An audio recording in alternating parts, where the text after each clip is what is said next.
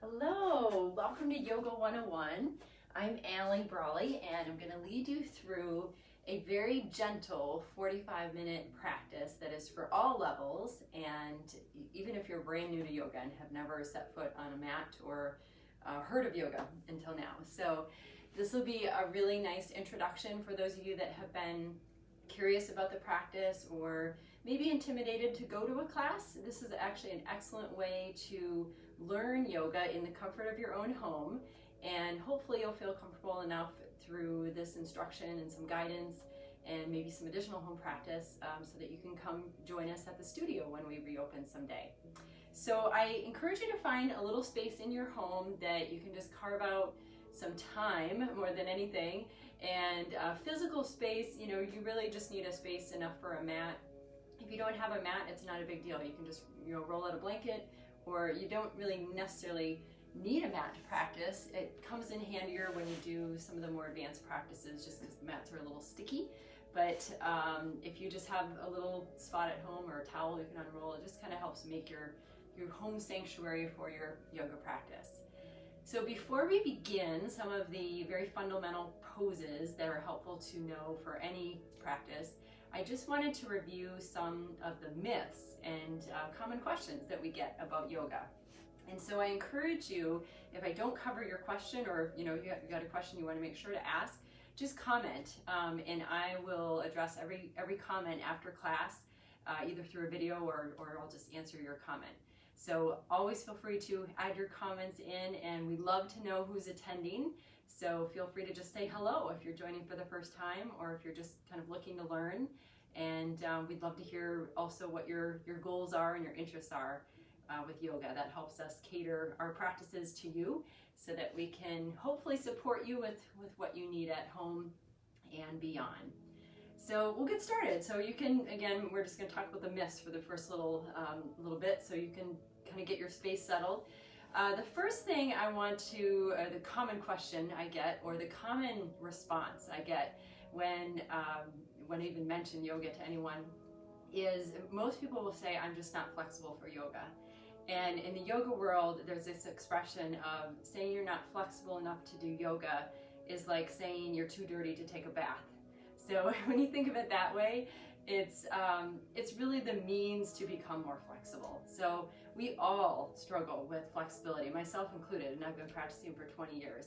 But if we don't work at it, we don't get better at it. And the same comes with balance and strength and really everything that comes with exercise and fitness. So it's the same with really, if we want to get better at anything, we need to practice. And that's why this is called a practice. We don't aim for perfection or mastery. It's really meant to be an ongoing practice, and no matter what level you are. I myself consider myself a student of yoga, even though I happen to instruct and guide others.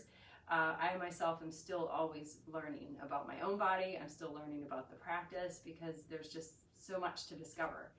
So that's kind of the neat part about it, is that you're always, as long as you're open to it, you'll always discover something new. And sometimes it's within your physical body, and sometimes it's like mentally, you'll have this epiphany. So just bear that in mind, that flexibility shouldn't hold you back from the practice. It's actually the means, that it is the practice to allow you to gain more flexibility, as well as balance and a whole lot of other benefits. In this Yoga 101, I'm going to review more the common myths, and in our second Yoga 101, 2 Saturdays from now, I'll review more the breath work and the benefits of both the movement and the breath work of yoga. So the second thing I often hear has to do with either age or gender. And so just know that yoga is a practice anyone can do, male, female, young, youthful, or wise. And it's really a practice, I would say in our studio, the age range in any given class is 25 to 75, and that is the truth. We tend to have more women than men in our classes, but we do have a lot of couples that come together. We have a lot of men that are really faithful, devoted yogis because they use it as a complement to their fitness routine. So if you're a male, or a male that's hesitant to come to class because they're afraid of being the only male in class, just know that we actually have men that come to our classes. And think about the origins of yoga. It actually originated as a men's practice, really, in India, thousands of years ago. And it's more, now that it's come to the States and it's becoming more common, you tend to see more women in the classes that are in rural areas like ours.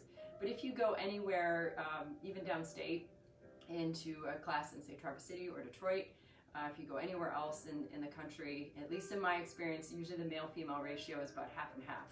So, so just know you're not alone.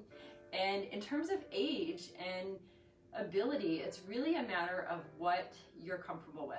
I have some of our practitioners that are 65 to 75 that are super fit, and they might have more fitness ability than some of the college students that come in to see us. So it really just depends, and we don't judge. Yoga is a practice of non-judgment, which is, probably some of the biggest hurdles to overcome. But we don't judge others, we don't judge ourselves. We simply want you to be safe in the practice, and you know your ability best. And as I tell any new student, you know your body better than anyone, and so you need to determine what's best for your body on any given day. So don't let age or gender hold you back, because we definitely welcome everyone. And I would say, there's a pretty wide age range in our classes at Northern Life Yoga, and that would be true of many places, many other yoga studios. Next, another common thing I hear is, I don't want to be watched, or I don't want to be embarrassed, or I don't want to have someone looking at me because I'm new to the practice and I don't quite know the poses. So this is a very, very common comment I hear. And just know that you're not being watched by anyone else, because I guarantee you everyone is so focused on what's going on in their own mat that they're not really focused on what's going on around them. And that's part of the practice. You should be, ideally, when you're practicing, so focused on your breath and sensation, what you feel in the pose. Sometimes the music will move you in certain ways, and that you're not really paying attention to what's going on around you.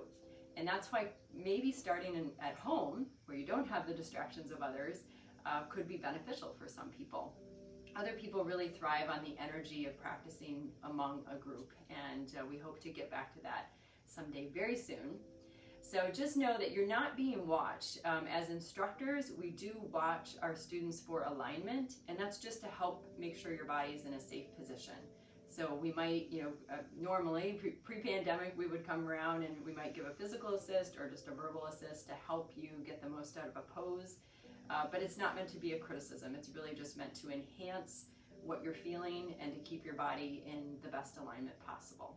So just know that no one's really watching you. It's really a practice of observing yourself. So the only one watching should be you of yourself. The next thing I often hear is people will come to one class and then they'll say, I was so sore afterwards. And this will depend on the type of class. So this happens particularly for people that take our yoga flow classes. And my response is, if I went and played football or basketball or a sport that I haven't played in decades, I would be sore too. So just know that your muscles are going to adapt based on the type of practice and the effort you put into it.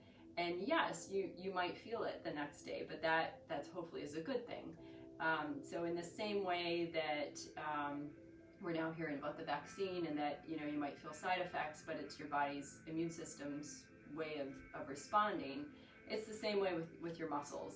Your muscles are responding to something that's new and different. And so yes, it's common to feel sore in some practices. In a gentle practice, people generally feel more soothed than anything, but in a yoga flow, you can definitely feel sore.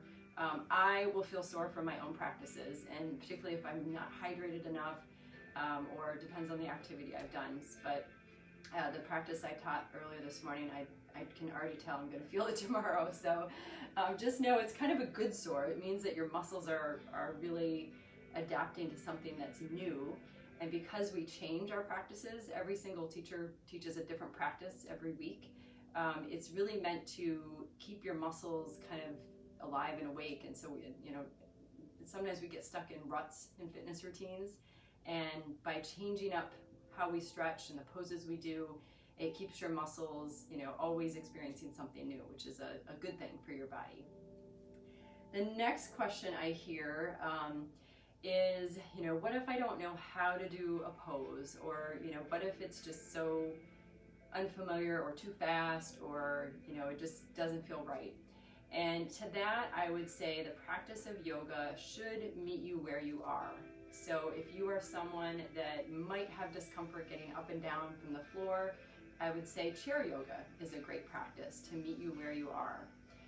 If you're maybe just a go type of person where you just are always, in overdrive and have an overactive mind, then a gentle practice might be the best thing for balance. It might be the most challenging thing to take it slowly, but the more you practice and adapt, the better it might serve you. So you always have to kind of find the practice that resonates with you.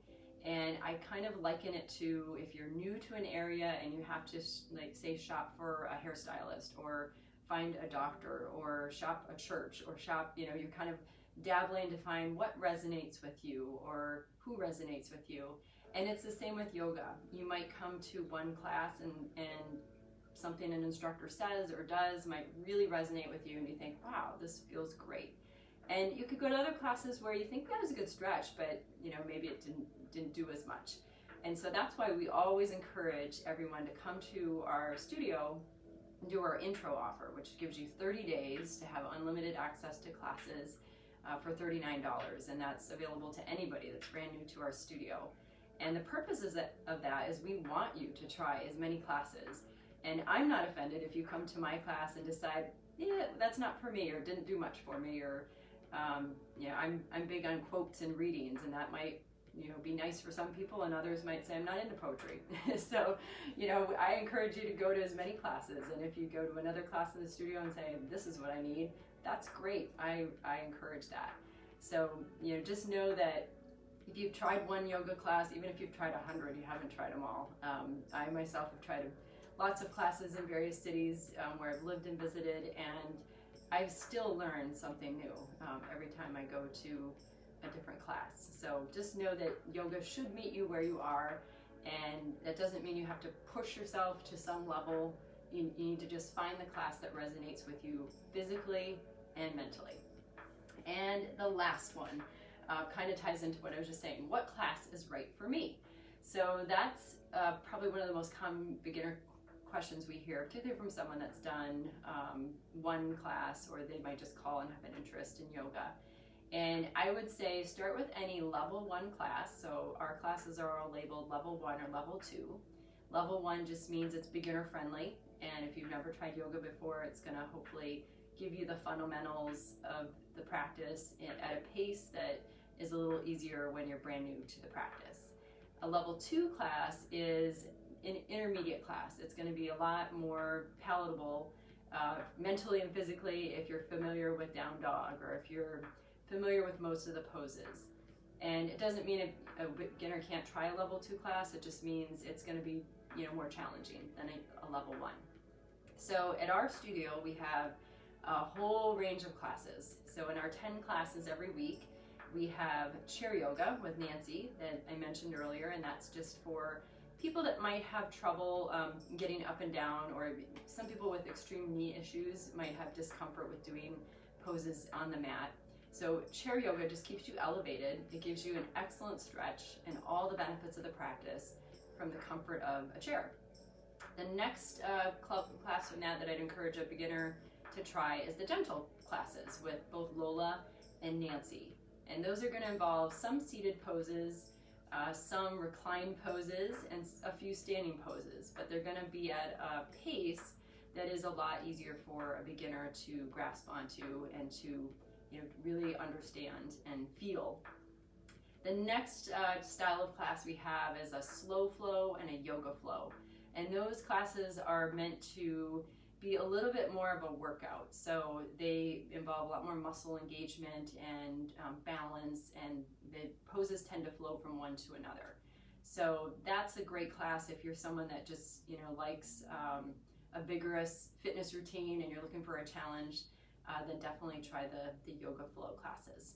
And feel free to try them all. And the other one I didn't mention is candlelight yoga, which I teach. So I myself will teach one of the yoga flow, which is a challenging class.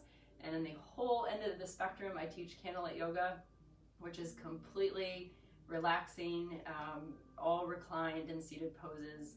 And normally in the atmosphere of our studio that's very quiet and peaceful, in the home, in our virtual practice, I encourage you to kind of make it a peaceful setting for yourself. So that's kind of the gamut of our classes, and again, try as many as you wish. The class we're going to do today, again, is just a gentle class that's going to allow you to acclimate to some of the fundamental poses that are helpful and that you'll find in most of our classes. So with that, let's get started in some movement. As I mentioned, the next Yoga 101 is going to go a little deeper into breath work, and we'll talk a lot more about the physical, mental, and emotional benefits of the yoga practice. So for now, you can join me on the mat. We are going to come into a reclined position, but the pose I'm sitting in is actually called easy pose. That said, for some people it's not easy to cross their legs. So if a yoga class starts in a seated position and it's not comfortable for you to cross your legs, you can always just sit with your legs out in front of you. At the studio, normally we have lots of props that we share with our community. Right now we encourage everyone to have their own props, or we will once we reopen. So I'm sitting on a block, and for me that makes it a little more comfortable to sit up. A lot of people will like a bolster, and we have those at the studio. At home I always say just grab a couch pillow or anything to prop yourself up. But all this does is it just helps elevate the hips so that your shoulders and your hips can be in proper alignment. So this is the way a lot of classes will start out. The reason for that is because it allows you to breathe openly. And if you think about just ordinary posture, if you're maybe hunched over at your desk and you try to take a deep breath, it's very hard to get the full lung capacity. Versus when you really sit up tall, and think of, I call it doctor's office posture, when they're measuring for your height and you kind of stretch up and square your shoulders over your hips. And then when you take a deep breath, notice the difference. So the idea of most yoga poses is that it's really trying to align your body in a way that you get the maximum benefit of your breath, and then you're also toning and strengthening your muscles as well. So try that with me, again, either sitting straight up with the knees bent and legs crossed, or if it's more comfortable, just sit with the legs straight out. And just take a moment, just kind of, I don't want to encourage you to slouch, but just sit how you normally would, like in a relaxed stage, and then take a breath. And then notice the difference of when you bring your hands by your sides, straighten your legs, relax your shoulders. We often will refer to our heart as our heart center, and it just simply means let your heart shine open to the world. So if there was a light shining from your heart, instead of it shining down, you're shining it open and forward. So sitting up nice and tall, now notice the difference when you take a deep breath in through the nose and out the mouth. So hopefully that breath was extending throughout the body, because you could take an even bigger, fuller breath. So from here, we're going to come on to our backs. So some of our gentle classes, and even some of my flow classes, will start on the back. And this is a nice way to start, because if you are not in contact with the ground and you're running around all day, often it's easy to feel like your mind is all over the place. So sometimes when we come down to the ground and just notice what parts of the body are in touch with the ground. So for me, I'm noticing my shoulder blades, my tailbone, soles of the feet, back of the head. And if you close your eyes and just let your hands rest on your belly, then all of a sudden, it's a lot more soothing and centering for the mind. And then lastly, think about the muscles in your face. Sometimes we hold a lot of tension in the forehead or the jaw. So notice if you can relax the space between the eyebrows as well as the jaw. And then just take a nice full breath in here. And exhale. And again, inhale. And exhale. One more. And let it go. So then from here, let the eyes open if they're closed. Let your arms reach out about shoulder level. And let your knees kind of sway side to side. This gives your hips a little movement. And then if you draw your knees in towards your chest, and just let your knees hug in while you rock gently. This will give your lower back a nice little massage. It's like self-massage.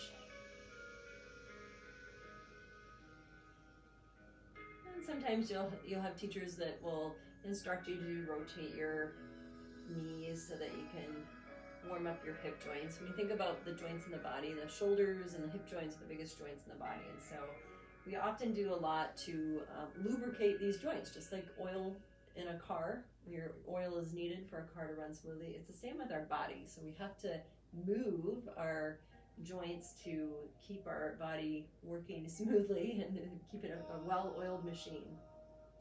So from here, once you've circled the knees in both directions, then we're just gonna come into a tabletop position. So just roll to one side. And the easiest way to come up is just gonna press yourself up. We're gonna roll onto hands and knees. And this is called a tabletop position because your body resembles the four legs of a table. And the back should be flat like a table, which means you have to pull the belly button in. So it can be a really relaxing pose if you kind of let the belly sag, but ideally you're pulling the belly in so you're working your core. And so one of the first poses that will often begin in any practice is a little movement of the spine. And so cat-cow is a very common pose. So this involves just dropping your belly down, sending your chin forward, tailbone up. So if you think of a cow, they often have just a little dip in their back. So we're kind of exaggerating that. And then taking a breath in. And then we're going to stretch into a cat stretch. And you want to think of a Halloween cat that's arching its spine. So you want to tuck your chin into your chest, let your head become heavy, around your upper back, and press down through your palms. And if you do have wrist issues, you can also make fists. Instead of doing palms flat to mat, you can just make fists. So choose what will benefit you the most. And then we're going to come back to this neutral position. So often a way to warm up the spine is simply to do a flow of cat-cow. So we're going to do that together with the breath. So drop your belly down, send your chin forward, tailbone up, take a breath, and then exhale into your cat. And in each one, you want to try to reach a little further. So we're going to come back into our cow, tailbone up, chin forward, take a breath. Exhale, stretch into your cat. And so by reaching further, that might be lengthening the arms more, stretching through the spine more, or it might just be a fuller exhale. Let's do a couple more. Lower the belly, send the chin forward. Inhale. Exhale. Come back into your cat. And last one. Inhale. Exhale. And then come back to the neutral position. So from here, you want to think of the spine in the 6 ways it can move. So we just did forward and back. So now we're going to do a lateral movement. So just kind of gaze over one shoulder at a time. And from a bird's eye view, it would look like a C or a backward C. And then come back to center and just gaze over the opposite shoulder toward the hip, creating that nice C curve of the spine. Back and forth. Side to side. Take your time. Breathe fully, meaning slow the breath down. And take full inhales and slow exhales.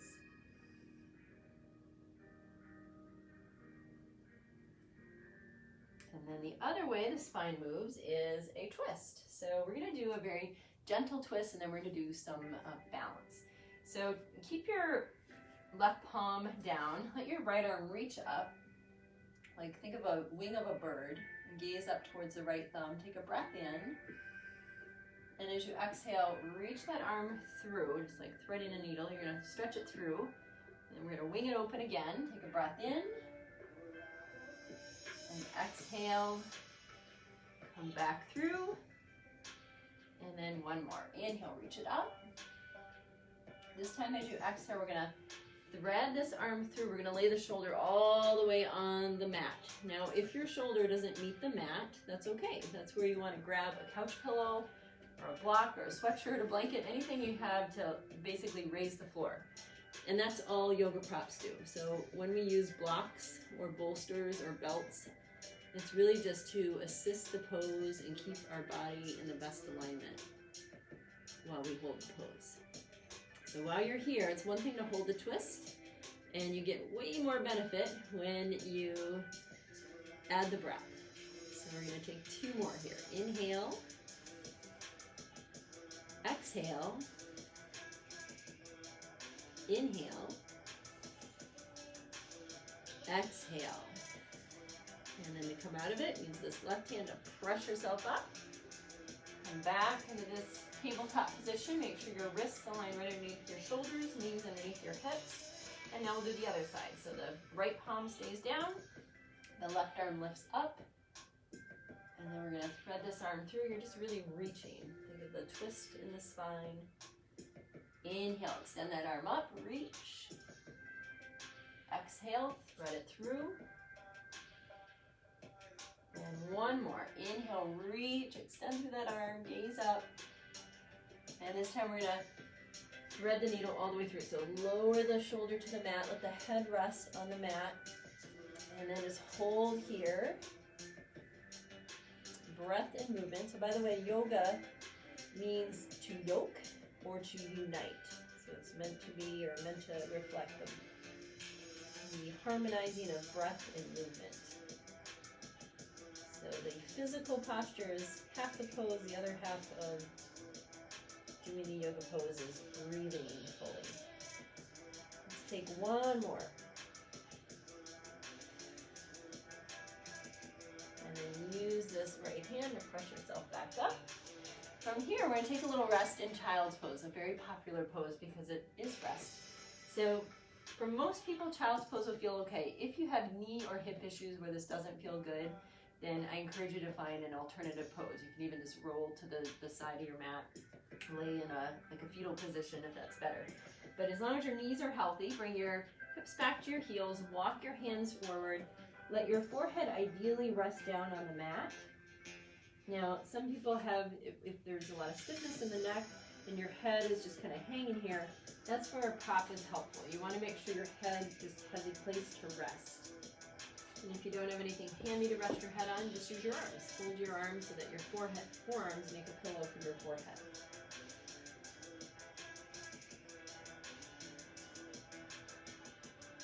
Take a couple breaths here.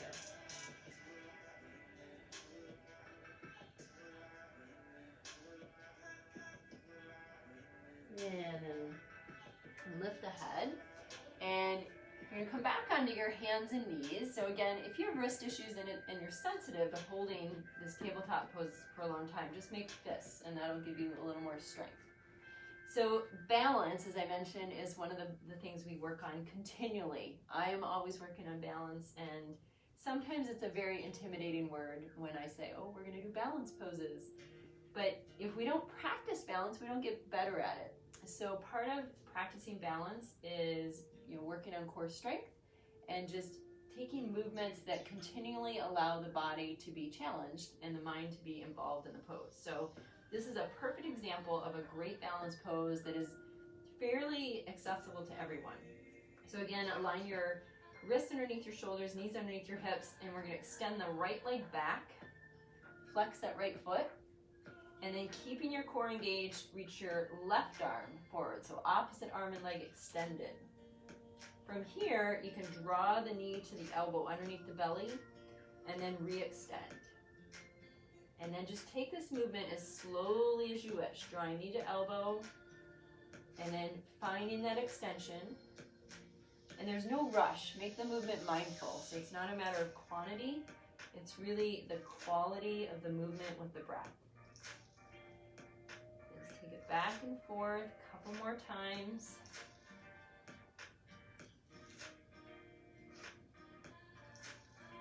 And then we're gonna lower down. So in between sides, you're gonna take the hips and sway them. If your wrists get a little sore, especially if it's new, you can always sit back on your heels and take a moment and rotate your wrists. I know even my wrists will feel it after a while. So back in your tabletop position, we'll switch sides. So now you're gonna extend your left leg out. You wanna make sure you're maintaining your core strength. So make sure if the belly sags, you pull it in so that the body is nice and aligned. And then the right arm extends out. So hold that extension. You wanna think of one diagonal line of energy from your right pinky to your left heel. And then we're gonna draw the knee in towards the elbow underneath the belly and re-extend. So one of the great benefits of this is it's working opposite sides of the body. So the brain has to be engaged in that coordination. And then mentally, you gotta focus on the breath. There's a lot happening here, which we'll go into more in the second part of Yoga 101, next 2 weeks from now. For now, just take a couple more breaths as you go in and extend out. Inhale as you draw in, exhale, extend, and then lower down. And we'll take the hips side to side for a moment. So now we're going to take it into down dog, which is a pose that, you know, it involves so many muscle groups of the body, and so it's a great stretch, but the first time you do it, it might feel like a lot. So we're gonna do one down dog, and then we're gonna transition to a couple other poses. So really spread your fingers wide so that your palms are flat to the mat. Make sure your middle fingers are pointing forward. That just keeps your wrists and shoulders in the best alignment. From your tabletop pose, you're gonna curl your toes under, come into plank, and from your plank, lift your hips and send your body into down dog, aligning your ears with your arms, and then really lengthening through your shoulders and keeping this extension upwards. So instead of collapsing into the shoulders, think of extending up into up through the arms, up through the spine, and then allowing the emphasis of the stretch to be from hips to heels. And if you hear any snap, crackle, pop, that's often just, you know, your body's reaction, especially if you're in a morning practice, you're gonna hear a lot more reaction from the body after being still from your sleep. So from down dog, we're gonna just lower the knees. And if you can give the wrists a little rest, you can just come into a kneeling position and rotate the wrists a little bit. And then from here, we're going to take it into a lunge. We are going to go back to down dog. I just wanted to cover that one because you will find it's in a lot of poses or a lot of practices. But we're going to come into a low lunge. So if you, from a tabletop pose, just bring your right foot forward. So, you know, use your hands to pull it forward, however you want to get into the pose. Everybody's low lunge is going to look a little different. The important thing is you want your your ankle and your knee to align. So from here, try bringing your hands up to the thigh. So again, some people will be a little bit more upright in their low lunge. Some people with more open hips will be kind of leaned into it. So it just depends on what works for you. But the important thing is just having that alignment of the knee over the ankle. From here, you're going to see all different versions with the arms. If it's a new pose, this might be enough just to find balance here. You can always keep your hands down, or this is where blocks can be helpful, just to support you. And again, the blocks are just raising the floor so that you can still hold the pose in its best form. And then you can follow me, or just listen along. But just so you know, there's all different versions of low lunge that you'll see. So in my classes, sometimes we're holding hands here at heart center. Sometimes arms are reached up. And sometimes we even do hands on the hips or hands behind the back. So you're gonna see lots of variations of this pose. But what this is doing is stretching the hip flexor, and it's also strengthening the muscle of the legs that's extended in front. So your right leg is getting the muscle engagement, your left leg's getting the stretch. And then the more you do with your arms, the more you're working on core strength, as well as arm strength and balance. So we're gonna switch sides. Bring your hands down and just simply pull your hips back enough that you can draw your knees together. And then switch to the left foot being in front.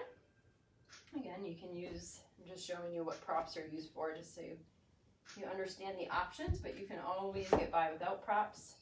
Just walk your hands up to the thigh or maybe to the hips. And the goal is always keeping this alignment of shoulders over hips. Maybe you try some movements with the arms. There's lots of other versions of the low lunge. There's twists. So we'll get into some of those in the next Yoga 101. This is a good fundamental pose to know. And from here, we'll bring the hands down on either side. Draw the knee back. From here, let's take a little rest in child's pose, but we're gonna vary it this time. So take your knees a little wider, your toes together, and walk your hands forward, keeping a long spine. Not your forehead to the mat. And just hold here.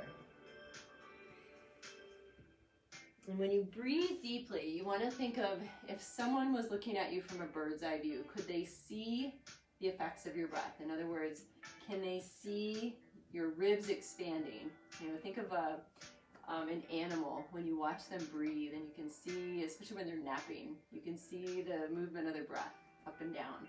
So that's what we try to emulate in yoga. You want to breathe so deeply that someone, you know, would be able to see it if they were watching you. Not that anybody's watching you, but hopefully you're watching yourself or observing yourself.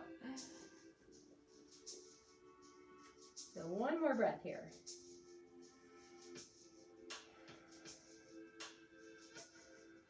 And then we're gonna come back up to hands and knees. Bring your knees back together so they're hip distance apart, because we have them wider. We're gonna try down dog again.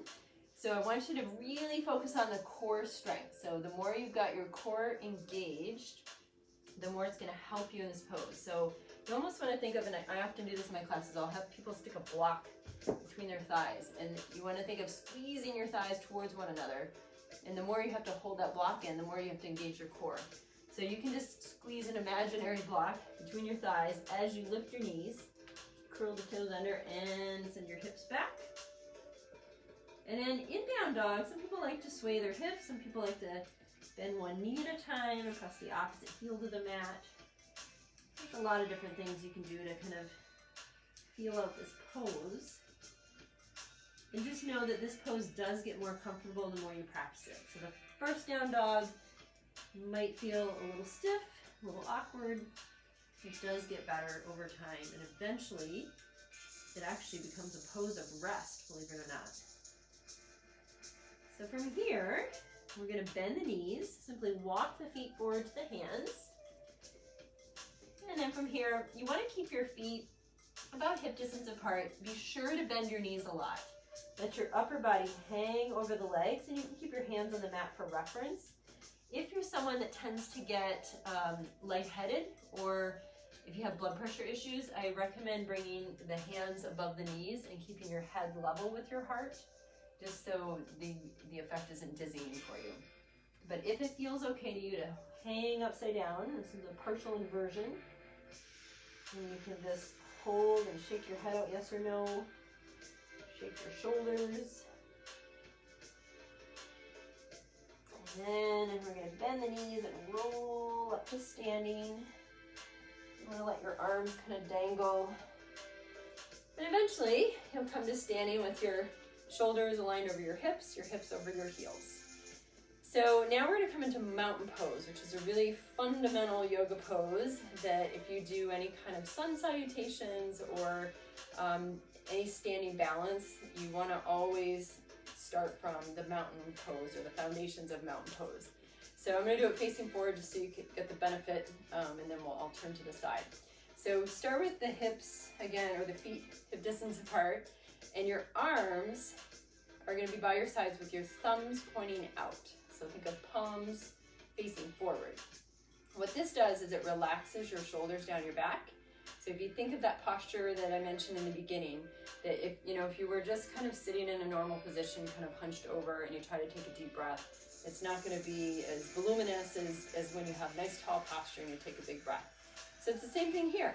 If I were to turn to the side, and if I'm just standing and I kind of slouch, and if someone were to bump me, I could fall over a lot more than if I'm in this strong mountain pose with my heart open, shoulders relaxed, and my legs are actually engaged here. So now, it's the reason why we call it mountain pose. It's strong, it's sturdy, and it's a great foundation for any balance pose from here. So this is often where sun salutations start from, is this strong mountain pose. So your feet are firm into the mat, your legs are engaged, basically because you've got your core engaged, your shoulders relaxed, heart forward, and you want to even think of drawing your chin back slightly, because in this age of looking at devices all the time, our necks hang a little more forward than they should. So by drawing the chin back to align the neck over the spine, and we're rebalancing the technique, so to speak. You might just notice from holding that pose, you'll feel it a little bit in your hips if you're doing it properly. So from here, we're going to bring the hands to heart center, and we're going to step into a warrior pose. So we're going to take the right foot and step it back, and you want the front foot, so your left foot, is going to point forward, your knee's going to be over the ankle. Your back foot is angled, so it's flat to the mat, but it's kind of angled. And then this front heel is in line with the back arch. So your warrior stance ideally should have a pretty wide stance where the front knee is over the ankle. If your front knee is forward, that means your back foot needs to glide back a little bit. So we're going to start in warrior one. So we'll start with the hands at the hips, just like we did in the lunge. Shoulders relaxed. And again, there's so many variations. So a basic warrior one is arms up by the ears, shoulders relaxed. But there's lots of variations. You might see a warrior one with hands at heart center. You could have hands at the hips. You could have arms reaching behind. So these are just some of the variations that you'll see in a warrior one. And then if you take your arms out at shoulder level, you'll notice your hips kind of go from facing forward to now they're kind of spread open a little bit more to the side. This is warrior two. And so your knee is going to stay over your ankle. You should feel a lot of engagement in the thighs and core engagement as well. So this torso is aligned right over the hips. And then to come out of it, we're just simply going to step the back foot forward. You might want to shake it out. And we'll do the same thing on the other side. As with any yoga practice, what we do to the right side, we have to do to the left for balance. So same thing, your right foot's going to point forward, left foot's going to be back on the mat but angled, so it should be flat, but angled so that the arch of your front foot aligns with the instep of the back foot. From here, hands to the hips, you're going to square them forward. So if you had headlights on your hips, they'd be pointing forward over that right leg. Arms might vary up by the ears. This is a basic warrior one. They might come to hands at heart center or hands behind the back. And then if we bring hands back to heart center and we extend the arms out at shoulder level, you'll notice the hips square to the side a little more. This is warrior two. And so this takes a lot of muscle engagement. This is where the strength and the tone comes. There are all different variations of warrior two. We won't go through them today, but just know that this is the basic part of warrior two. So your legs are in a nice strong position. Warriors represent strength, and where the strengthening comes from in the practice. And then we'll bring the hands back to the hips. We'll step the front foot forward. Shake it out a little bit. We're going to come back down to the mat, and do some reclined poses. So to do this, we're gonna do a modified sun salutation. You'll see this in a lot of flow classes where the hands start at heart center. You'll inhale, reach the arms up overhead. As you exhale, the hands circle down by your sides. You might reach towards your toes. And then often you'll lift up halfway to a flat back.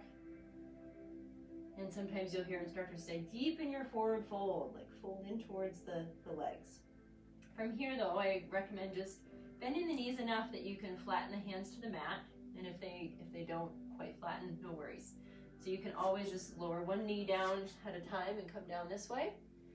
Or if you have the ability to flatten the hands to the mat, you can walk your feet back to down dog. If you're in tabletop, if you want to try one more down dog just to see how, 3 times a charm, this is our third down dog, just to see how it feels, curl the toes under, lift the knees, send the hips back, and just notice how this feels. Maybe the third one feels a lot different than the first one. Take a few deep breaths. Move in any way that feels good to you.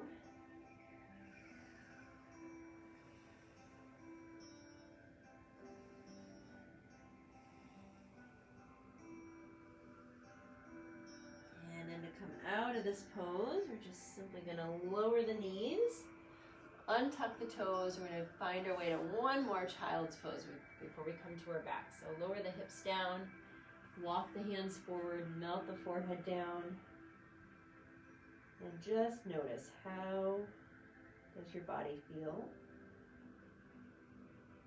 And what is the effect of the breath and movement on your mind?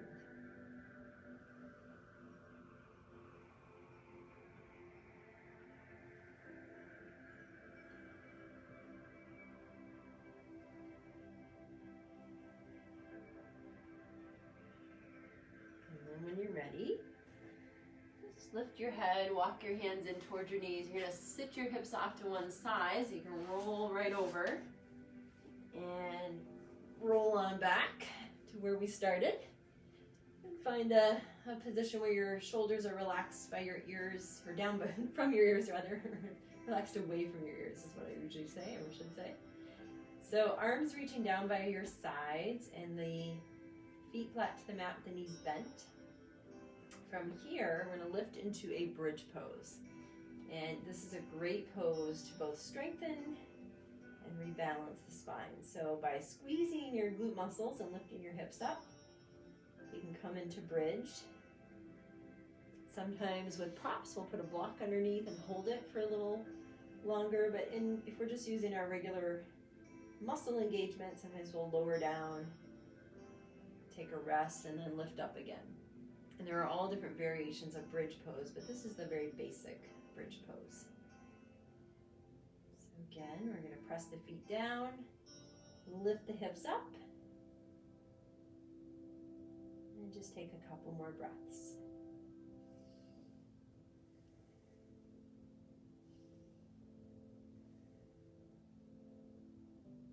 And lower down.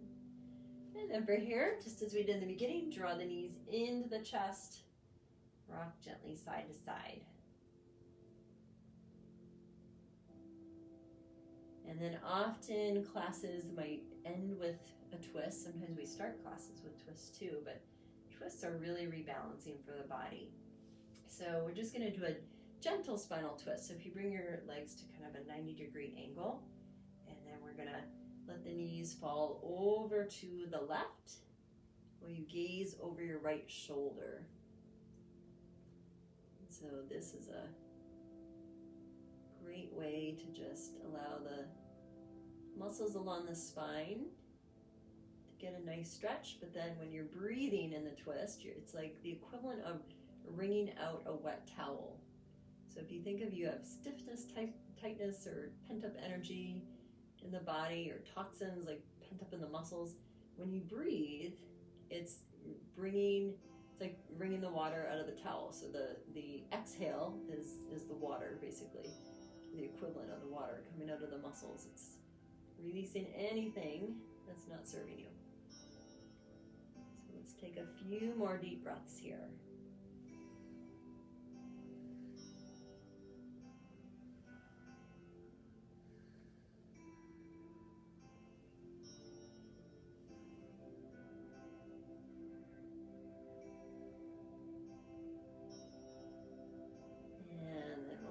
Gently release by bringing the knees to center and just hold there for a moment. You might just notice the effects of the twist in one direction. And then of course we'll balance out in the other direction. So switching the knees over to the right and looking over the left shoulder.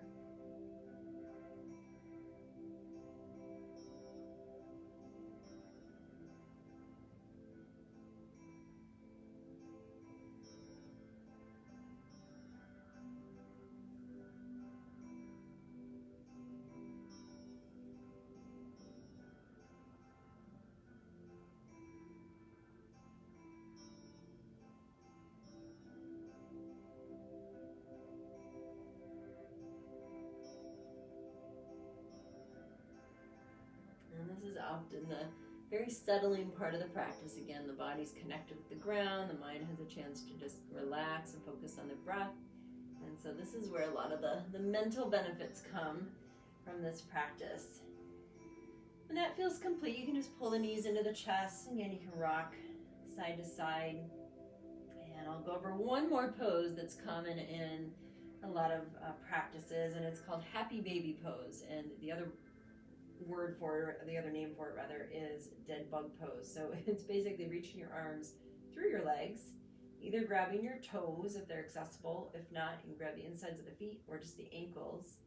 And then the knees stay wide as the feet just splay apart, and then you just simply rock side to side. So called happy baby pose for a reason, because you'll see babies can easily reach their toes and will often do this. But also dead bug pose is appropriate, I suppose, if you held still and didn't rock.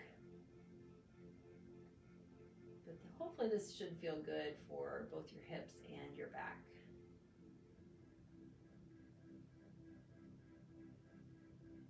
We do use the terms hip openers and heart openers in yoga, and it's sometimes, I realize, to a beginner it sounds like surgery, but it's not. It's really just meant to mean the body is opening up those muscles and tendons and tissues and allowing them to be more functional. So a hip opener is basically alleviating any stiffness in the hips that can sometimes cause back issues, and so it's just meant to basically energize those areas of the body so that we're more functional and we feel good. So when you hear those heart opener or hip opener terms, don't be intimidated. It's just simply meant to benefit those areas of the body. So now comes the best part of practice. If you've made it this far, thank you so much for staying hanging in there with me. And the best part of practice for most people is the relaxation, and that's just the reclining of the body on the mat. A lot of people like to just extend the arms and legs and lay in what we call corpse pose, which again might sound eerie if it's a new practice to you. But the idea of corpse pose is your old self is left to die away while you are refilled with new energy for your new self, so to speak. So you can lay with your arms and legs extended by your sides. Or some people like to bring the hands to the belly just to keep their attention on the breath. And some people like to bring the soles of the feet together. This is a reclined butterfly pose. So just another option. And when you're here, you want to once again bring your attention to your breath and allow the entire body to simply relax and let go and just be.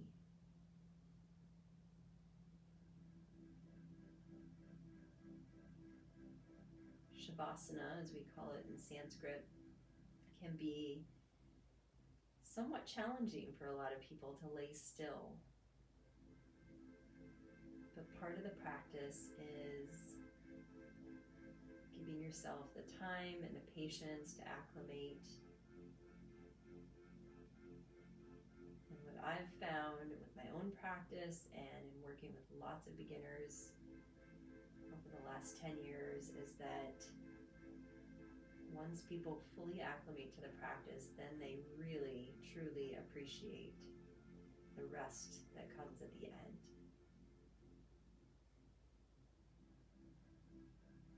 And the whole reason for the relaxation at the end is to allow the body and the mind to be at peace so that all the benefits of your practice can be absorbed.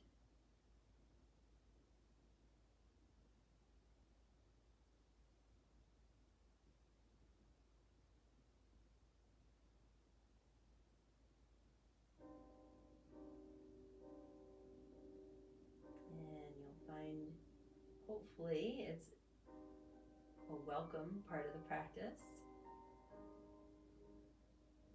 If you find the mind racing ahead or wanting to move on to the next task of the day, just bring your mind back to the movement of your breath.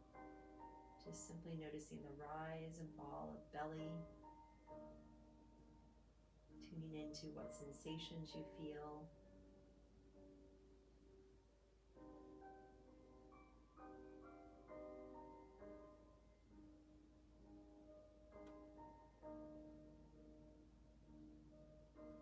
And a full, proper relaxation or shavasana is usually 10 minutes. And we do honor that in pretty much all of our classes as best we can. And so we did a shorter practice today. This shavasana will be a little more abbreviated. So when you're ready, you can just draw the knees in so that the feet are flat to the mat. Let your arms come out by your sides, let your knees sway. And just take a moment to notice how your body feels physically as a result of this practice. And just as importantly, notice your state of mind.